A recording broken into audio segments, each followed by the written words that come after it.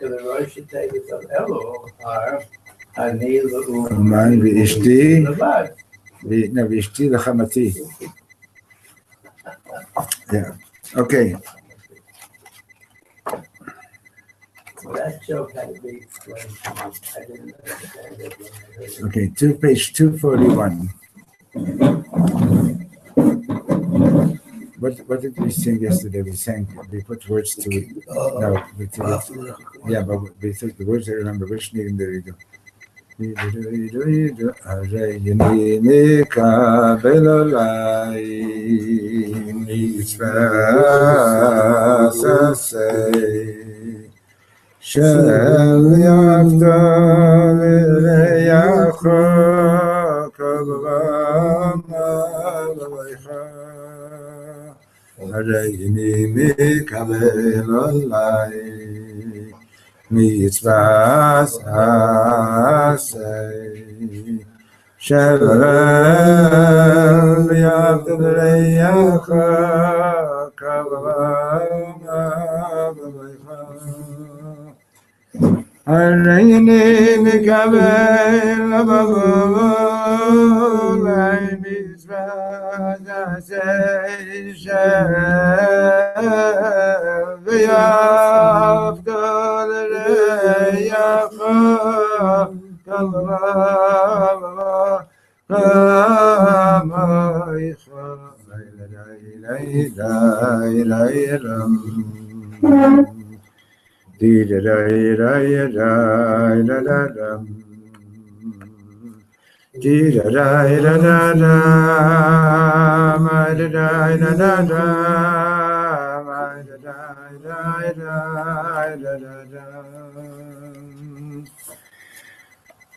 Okay, page 241, this Karantayan. 241. 241. You know that all these they say the page numbers and they say the page numbers in Lashon Nekeva, but it's not correct. Page numbers should be in Lashon Zachar. Okay. You know. So it's Echad. Echad is the Zachar, yeah. Okay, Shalom Lachem, Rabbi Isai. Let's give this the right pronunciation for a change. Right? Shalom Aleichem. D'u lachem Rabotai, know Eize Kavod Ze Lirot Etchem. He was sitting there. He went to one of the Yeshuvim, one of the hilltop Yeshuvim, like, you know, the Chaver that you know, they put up the caravans, you know, in the Shtachim. I don't know which Yeshuv he was in, but he says, "What a kavod lirot etchem." לצערי לא הייתי רב, בטח עשיתם מדורה על לב השמיים. Unfortunately, I wasn't with you on Lag Baimer, but I imagined that you had a bonfire going all the way up to the heart of the skies. כתוב בכל הספרים הקדושים שלמרות שמתן תורה היה בחוץ לארץ, מתן התורה של סתרי תורה יכול להיות רק בארץ. So it says that even though the Torah was given to us at Har Sinai, which was in Chutz La'aretz, but the giving of the Torah, of the secrets of the Torah, could only take place in Eretz Yisrael. ולכן למרות שהר סיני הוא בחוץ לארץ, המערה של רבי שמעון בר יוחאי היא בארץ. So even though Har Sinai is, despite Har Sinai is in Chutz La'aretz, but Rabbi Shimon's cave is in Eretz Yisrael. אז אני מאחל לכם לי ולכל עם ישראל, so I'm wishing you and all of Israel, שנזכה כבר לקצת סתרי תורה, that we should already merit to get some of these secrets of the Torah. ועוד דבר עמוק מאוד, הגילוי של מתן תורה היה בבוקר, the Torah was revealed in the morning, ביום, in the daylight, ויהי ביום השלישי, בהיות הבוקר, it says in the Torah it was the third day and it was morning, בפנים בפנים דיבר השם עמכם, and God spoke with you face to face. But הגילוי של סתרי תורה, the revelation of the secrets of the Torah, לעומתו היה בחושך, was given over in the dark, במערה, in a cave. מה זה סוד? What is the meaning of a secret? שאי אפשר לראות אותו בעיניים. A secret is something that you can't see with your eyes. כלומר, שרק בגילוי מן השמיים מראים לך את סתרי התורה. It's only a revelation from heaven that you get to see the secrets of the Torah. ארץ ישראל היא גם כן אותו דבר. ארץ ישראל is the same thing. בעיניים פשוטות לא רואים כלום. With simple eyes, you don't see anything in Eretz Yisrael. Right? But אל הארץ אשר הרקע, השם says to אברהם אבינו, הקדוש ברוך הוא אמר זאת לאברהם אבינו, God said to Avram Avinu, למרות שהוא היה נביא, even though Avram Avinu was a Navi, still Hashem says to him, go to the land which I will show you. כי צריך להיות יותר מנביא כדי לראות את הארץ. You have to be even more than a Navi to see the land. Michal, you're more than a Navi. Because when you think about it,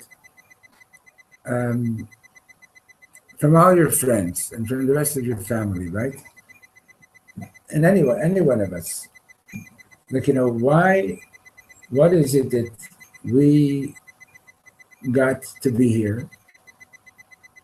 And so many other good people are still stuck out there in Chutz La'aretz, and so many of them are not even thinking about coming, right? Now, I know how I got here. Judy packed up the house, and she said, that's it, we're going. She literally packed up the whole house while I was away. And when I came back, everything was in boxes. Mazel tov, we're going, okay? And I'm not complaining. But the truth of the matter is that why is it that some people, like for example, like Reb Shlomo's Levaya, Rav Lau, who was the chief rabbi of Israel at the time, father of the present one, Rabbi Yisrael Lau, so he gave the hesped. And one of the things that he said about Shlomo, which is 100% true, that Shlomo loved every part of Eretz Yisrael. To him, and this was during the years, like, when they were doing Oslo and so on, to give away a part of Eretz Yisrael to him was like unforgivable. And in fact, one person that put his hand out to him that he refused to shake his hand was Rabin. Because he could not forgive a Yid who gave away a part of Eretz Yisrael. Anyway, he didn't want to touch him, Because he loved every part of Eretz Yisrael dearly, and Judy, days before she left, she was already crying. She physically feels sick and chuslas, and she's one of a couple of people I've met in my life that told me that the second that her feet touched the ground of Eretz Yisrael, her body knew that it came home. Okay. Now, why is it that some people have that and some people don't yet? So what Reb Shlomo is saying is that it's a gift min hashamayim. In other words, if you have that connection, it's, you could say, well, this person's a deeper person, etc., etc. There's lots of deep people everywhere. It's a gift min hashamayim that you can actually, it's like El Ha'aretz Asher Areka, the land which I'm going to show you. So Reb Shlomo is talking to these settlers over here, to the people who go out to settle the Shtachim, and he's telling them, like, Gewalt, you guys are really connected with Eretz Yisrael, right? So B'zot Torah Amokah, the last paragraph on 241, B'zot Torah Amokah, Betach Atem Yadim Ota Yoter Tov Mimeni. This is a very deep teaching. You for sure know it better than I do. Moshe Rabbeinu Shezacha B'Matan Torah. Moshe Rabbeinu merited to receive the Torah, to get the Torah. Eize Gilui Elokut Hayalo. He had this awesome. Can you imagine what kind of great revelation of godliness he had? אבל כדי לראות את הארץ, but to see the land, הקדוש ברוך הוא היה צריך להגיד למשה, וראה את ארץ כנען. God had to give Moshe the gift of seeing the land. כלומר, שלראות את הארץ זה יותר עמוק אפילו מגילוי אלוקים במתן תורה. To see the land is even a greater divine revelation than the giving of the Torah. Okay, that's, like, that's, did you ever hear anybody else say that? Like, that's just so amazing what you just said, right? That to see the holiness of Eretz Yisrael is an even greater revelation than Matan Torah.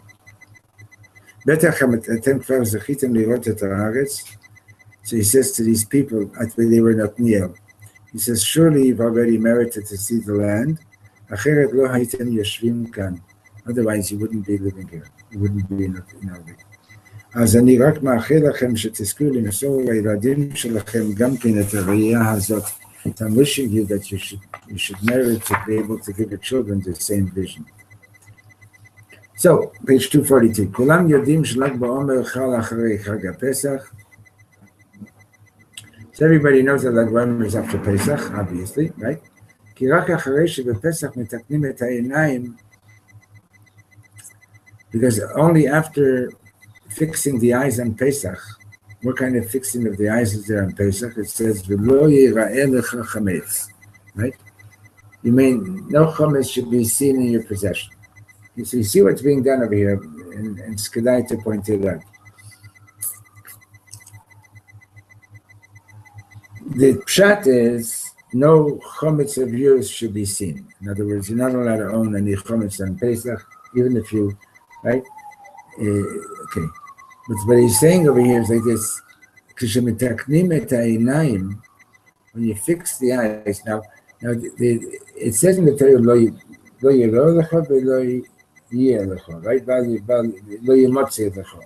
right? So you're not allowed to have any chametz in your possession. So why does the Torah use a language of okay? It's an unusual thing. Like it doesn't say like don't be seen with a ham sandwich. You're not allowed to eat a ham sandwich, period. There's no like, and don't be seen with it. So what's what Chassidus is doing is it's saying that obviously there's a connection between seeing and fixing. The Pesach has something to do with fixing the eyes. So what particularly? When you fix your eyes, you don't see any chametz.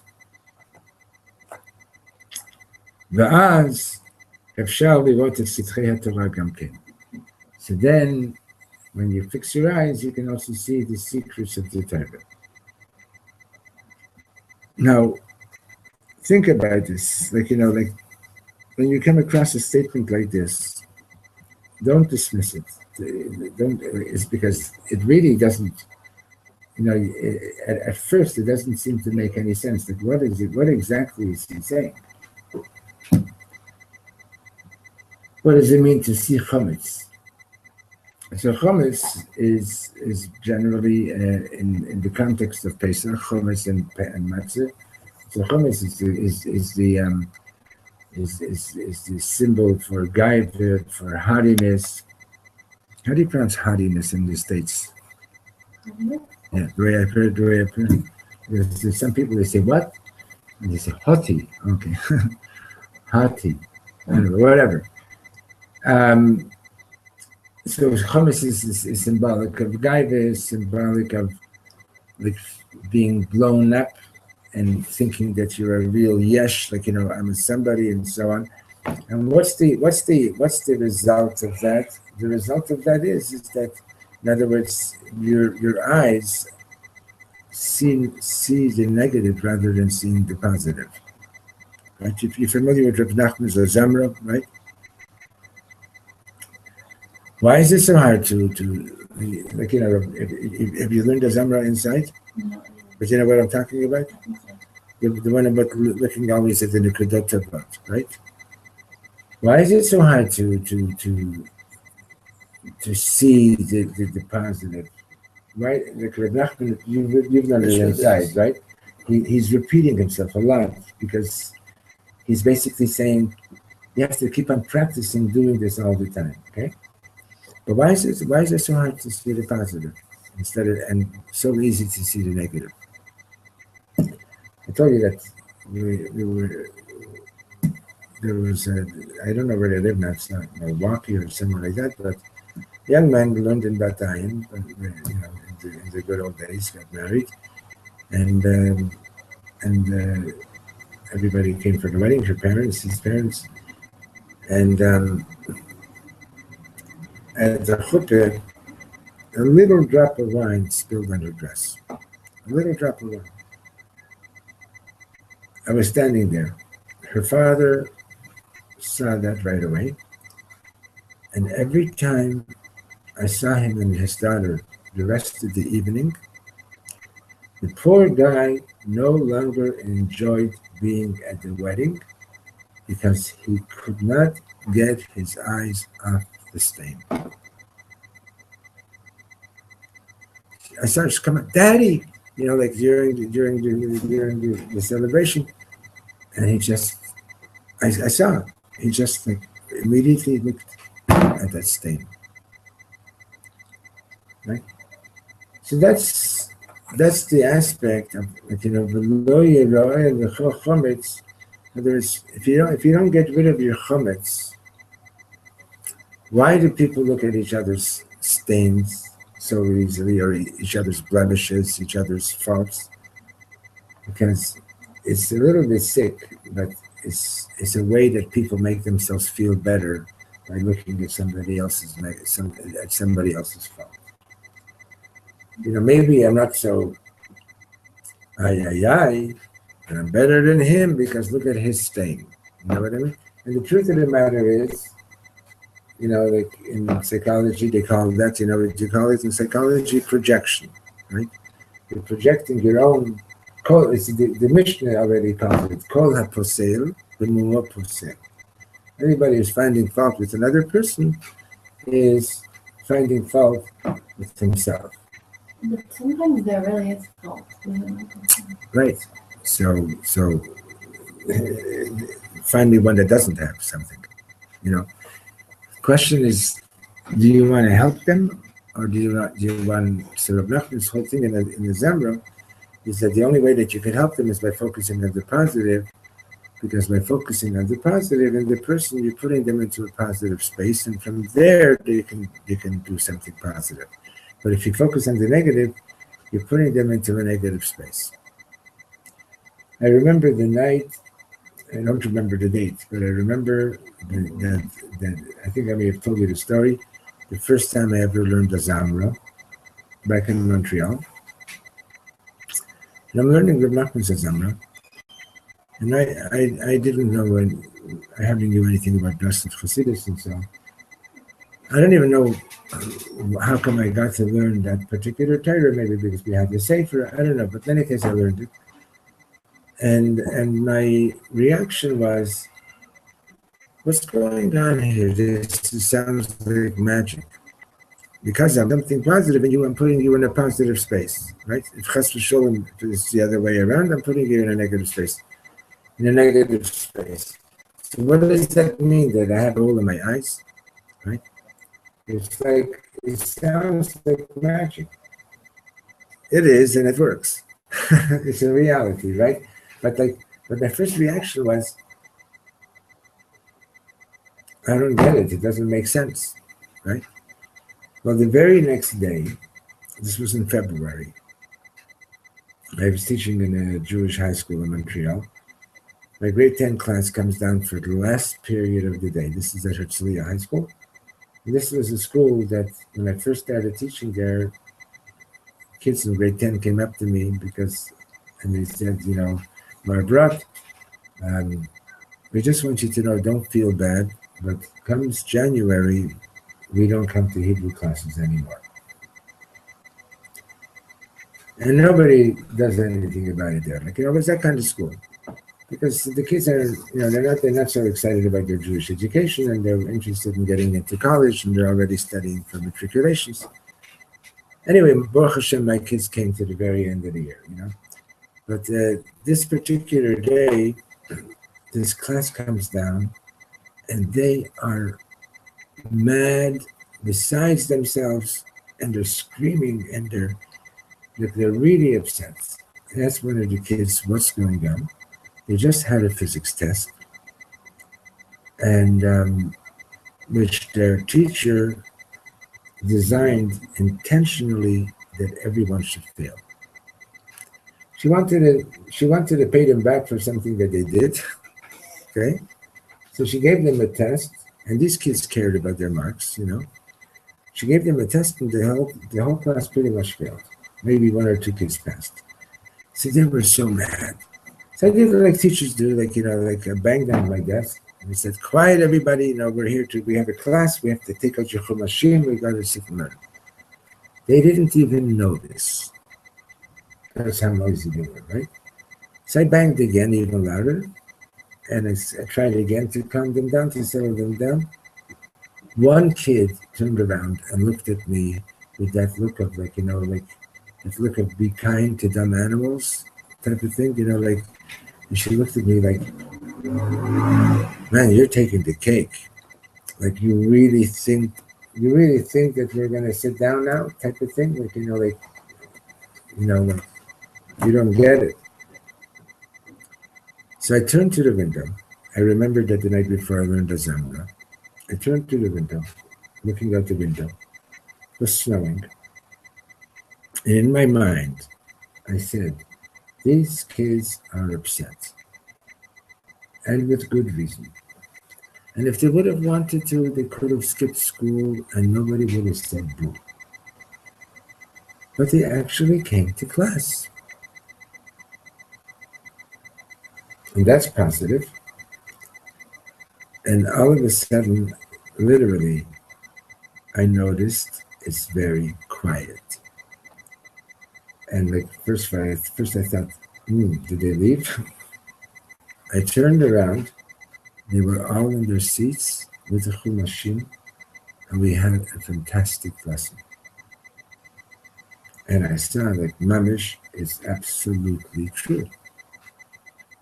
What you focus on, whether it's in another person or whether it's in yourself, that's the space that you go into. So now, the whole thing about Lag BaOmer, right, is the whole, like Reb Shlomo Bar Yochai said, it's all dependent on Ahavas Yisrael, right? Ahavas Yisrael and Simcha, okay? And the whole thing, that's the amazing thing. Rabbi Fink just told me now that he was there in Meron in 1969. He says there were no Haredim there then. He says it was all Sfardim, with the sheep and the goats and this whole thing about the Haredim making this trip to Meron. It's a relatively new thing. I mean, it's for sure over 25 years, but apparently he says he was there Lag BaOmer. Very few were there. It's the people from Tzfat were there and so on. But the amazing thing up there, Meron, you've been in the past, is like mamish, you see Yidden, Strymels, Yarmulkes, no Yarmulkes, Kippas Ruga, everybody's together and they're dancing together. And that's like the amazing thing that Reb Shlomo Bar Yochai brought down to us, because the whole Indian of Sitrei Torah, right? Like what we're learning in Chassidus. What are we doing learning in Chassidus? Basically, what we're learning is we're learning how to. Somebody's at the door.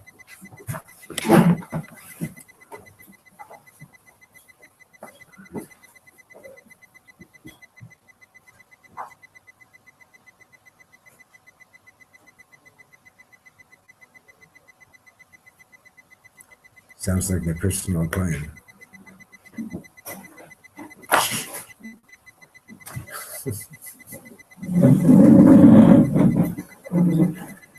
So we're learning about Lag BaOmer today. So we're learning. So the basically we're learning how to In Hasidus, we're learning how to relate to the higher worlds, right? That so you don't have to be stuck here in this basement, so to speak, in the lowest of all worlds, and just like like see reality only up to this level, right? So that's what Reb Shlomo Bar Yochai revealed with all his teachings, was gave us the access in Chassidus. And Chassidus,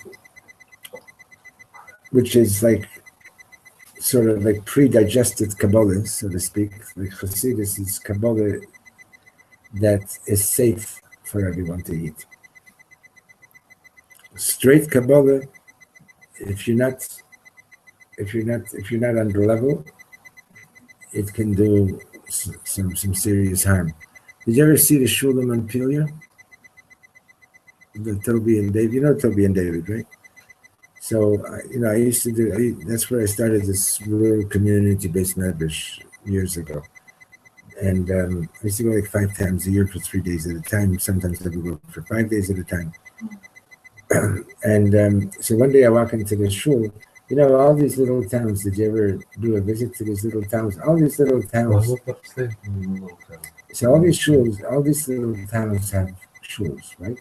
Because there was a time that Jews couldn't make a living in the city. So many Jews became peddlers. Actually, near where I lived, outside of Albany, Rothschild actually sponsored a lot of Jews to move up there to farm. Right, that was little shtetl in the middle right. of nowhere. That was like a certain period. Like they were trying to, also in Canada, get the Jews down to the land, right? And in any case, so what happened was that a lot of Jews became peddlers, and everybody had their territory, so to speak, and they didn't have permission to live in these communities. Did you know that? Burlington, the main part of Burlington, did not allow Jews to own houses until the 60s. That's why the Jews in the shul there in Burlington, it was in South Burlington. Yeah. She's from Wiltshire, right? Yeah, but which Wiltshire? Right now, my mom lives in Montpelier. Oh, yeah, she lives in Montpelier? I wonder if I've met her or not. I don't She know. knows you. She knows me? So, hey, so what's her name? What's her name? Jen Feldman. Yes, I've met her. Yeah, Professor. Yeah. You know Rabbi Raskin, right? of course. Anyway, so but you did live in Wiltshire, right? At one point? No, Wilburn. I lived in Shelburne. Shelburne. Okay, so, anyway, so like South Burlington.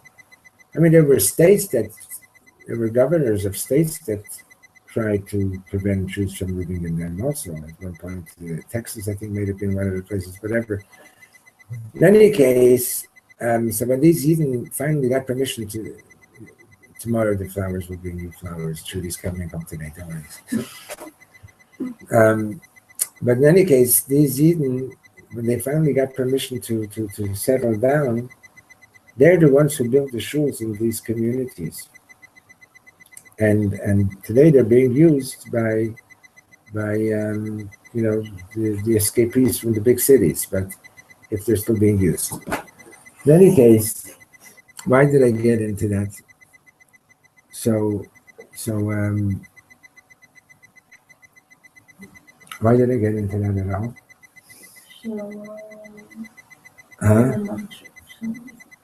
No, we were talking about. We were talking about. Yeah, but but that's but before that. In any case, yeah, Reish Pei base. So the thing is like this: the ability to see to a higher world is the gift that you got from. Oh, I know why I told you. So one day I come into the shul in Montpelier, and I see a whole bunch of Kabbalah Sfarim. And there was nobody that I knew in that community that, I mean, there was one person that could actually read from a sefer, Okay? And so I asked around, where did this come from? And he told me that there was this Sephardi Jew who was living in the woods, and he was studying Kabbalah by himself for who knows how long. And he started going, not so. Wait, what was his name? I don't know. I didn't meet him. You have an idea? It might have been. It doesn't matter. I never met him. But in any case, so finally one day he just went and took all his Kabbalahs for him and brought them to the shul, and he says he doesn't want to see it ever again. But so the difference between Hasidus and Kabbalah, all Hasidus is based on Kabbalah. All Hasidus is based on Kabbalah, but Hasidus is Kabbalah in, so to speak, like a pre-digested form. You don't have to be afraid that you're going to be harmed by it. Kabbalah is the kind of information that it could blow your mind, and it could blow your whole way of understanding things, and it could really get you, it could make you dysfunctional. If you're not ready for it, and if you don't have the right teacher, don't play with it. It's like playing with fire sometimes. People always want to play with what you tell them not to play. What? People always want to play with what you tell them not to play. So then do it in the right way. I'm not saying don't learn. I'm not saying that you shouldn't learn it.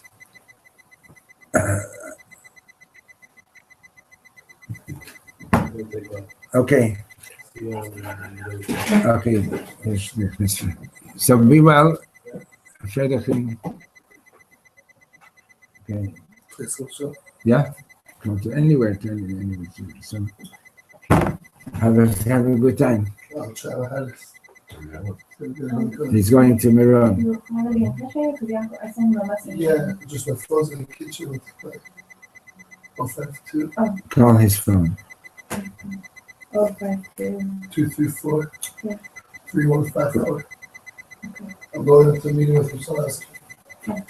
Yes, sir. Kreativ. So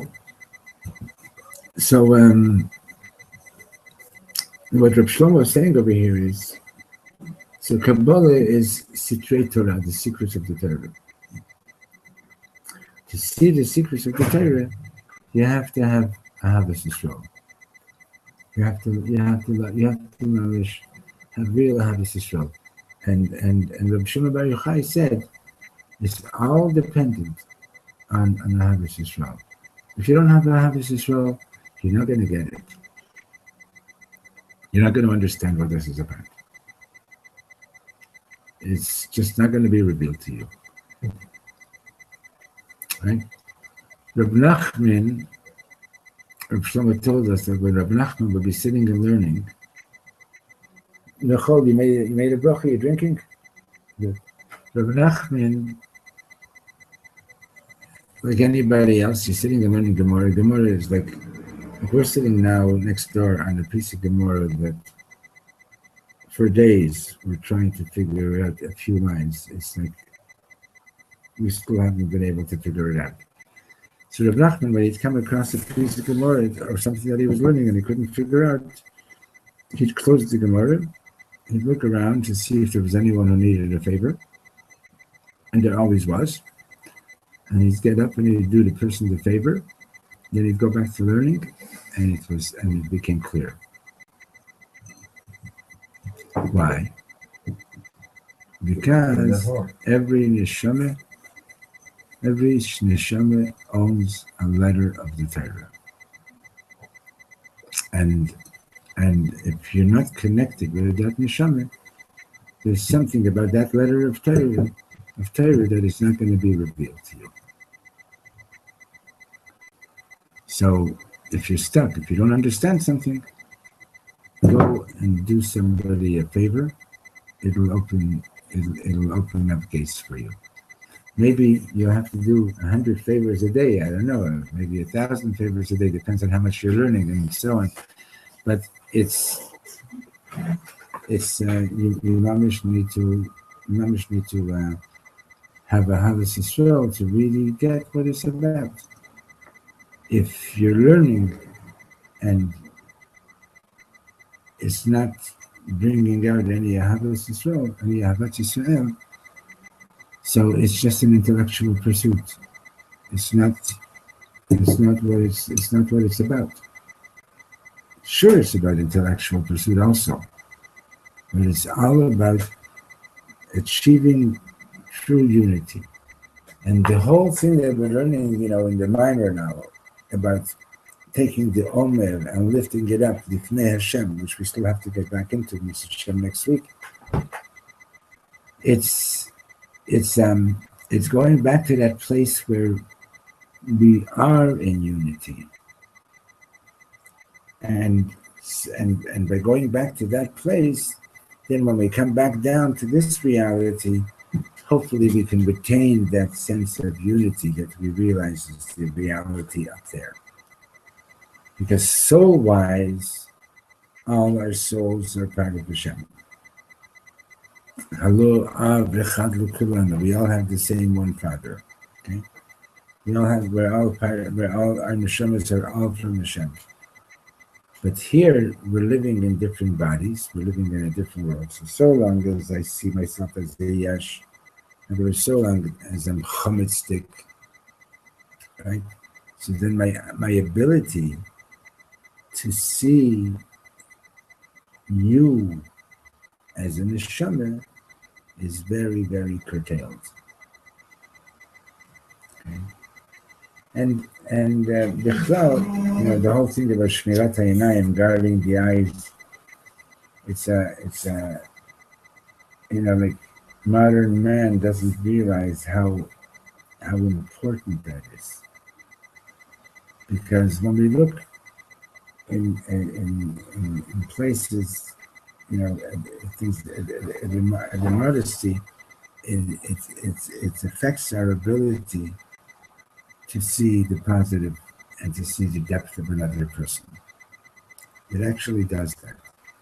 Now, I think I've told the story many times that these various people come to would help Judy on Fridays, and one day these two Lubavitcher girls came in. They were studying in Tzfat, and they were in Yerushalayim for Shabbos. Anyway, they came in to help, and one of them was like a stunning beauty. You remember the story? Well, I remember that part. That part you remember, right? Yes. And a frum girl, right? And so I asked her, "Can I ask you a personal question?" And she said, "Okay." So I said, "What's it like to be so beautiful?" And she said, "Why do you ask?" So I said, "Because I imagine that it's not so simple, because I imagine that most men who speak to you never see you as a person, just as an object, She says, "That's true, but Baruch Hashem, her parents gave her a good education, and she knows how to handle it, and it's beseder, So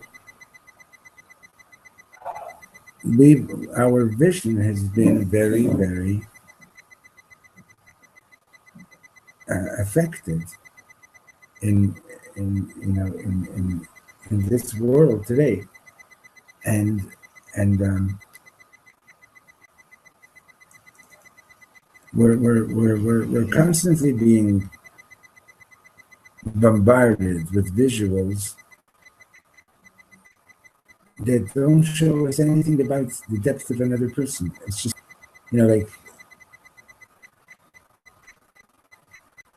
it's all about the pleasure, my entertainment, my this, my that, right? So the connection between Lag BaOmer and Pesach is that, so Reb Shlomo points out that the revealed Torah was given to us in Chutz La'aretz at Sinai. It was given to us during the day. The secrets of the Torah were given in Eretz Yisrael, were revealed in Eretz Yisrael by Reb Shimon Bar Yochai in the cave in the dark. And because he says, because what is the idea of a secret? The idea of a secret is that you don't see it. It's a secret. It's there, right? So in other words, you have to have the ability to say, what I'm seeing is not what it is. It's something deeper here, right? And so Pesach, we're fixing, one of the things that we're fixing in Pesach is below Yirah Lecho Chometz, no Chometz shall be seen by you in your possession, right? That's the pshat. But so Chassidus is already saying that since the Torah is using the word below Yirah, associating sight with the whole thing of the Chometz, okay? So Chometz is symbolic of inflated egos, haughtiness, and so on. And the more one is that way, the less one is capable of actually seeing the secrets of the Torah, which is also very much related to seeing the secret depths of other people. And I don't mean, in other words, it's very much related to the ability to see yourself as a neshama and to see the other person as a neshama. Okay, and all that is connected to Ahavat Yisrael, and that's why I remember when I was still living in Montreal, so the Dayan from the Square community, he flew into Miron for Lag BaOmer, and he flew back to Montreal immediately, and he was still there back in time to be there for the evening, for the night after Lag BaOmer. And look, this guy is like he's the Dayan of that community, the judge in that community, and he's like a super Haredi guy, but he really gets it. And he was so excited, and everybody was asking him, what got you so much while you were in Miran? And his answer was the Achdut, the unity that he experienced. He was so touched to be dancing in the same circle with Jews of all stripes. And this is something that what you're seeing there at Lag BaOmer, it's almost totally rare. It's very rare the rest of the year. Like Hinuman is happening also, right? By the way, I once heard that there are those that consider Reb Nachman to be a Gilgul of Reb Shimon Bar Yochai.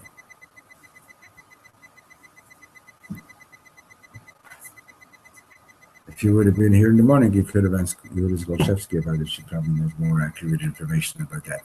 But I heard it from somebody, and they don't speak about it, I don't think, but I think they say the Ari was the Ari and then Reb Nachman.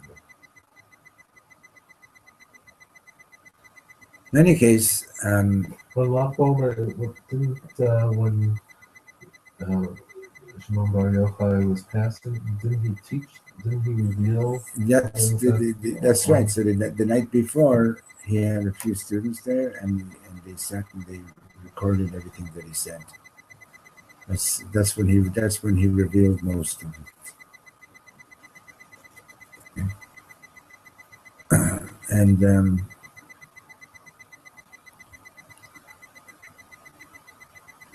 so it's a real gift to have this achdus, and it's so, it's for one thing, I gotta say is that we're not allowed to give up on it. We're not allowed to give up on believing that we can achieve it. And secondly, don't get tired out, no matter how hard it might be, and keep on putting your effort into it, and keep on doing the best that you can with it. Because without it, like the Mishnah says, we're not very nice people. We're not very nice creatures. People are competitive. People are jealous. People are. We have, and we must try to learn to know that my essence is my neshama. Your essence is your neshama, and my neshama and your neshama are part of the same oneness. And let's cut out this nonsense of division. It's the separation that we keep on dealing with here on the worldly plane. And what? And that we shouldn't need tragedies to bring We us shouldn't together. need tragedies to remind us, right? Amen. But that's so Lag BaOmer comes out on Hod Shebahod. And Hod is the sphere of Aaron O'Brien. So Shouldn't that be Moshe? Wasn't Moshe the Moshe was most Netzach. humble? Moshe was Netzach. So the fact that Lag BaOmer comes out on Hod Shebahod links it very, very much to Aaron O'Brien. And Aaron O'Brien is all about seeing how holy every Yid is. To see how holy and how special everyone is.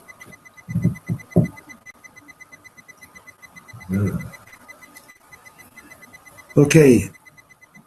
Am Yisrael, Am Yisrael, Am Yisrael Chai. Am Yisrael, Am Yisrael, Am Yisrael Chai. Am Yisrael, Am Yisrael, Am Yisrael Chai. Am Yisrael, Am Yisrael, Am Yisrael Chai.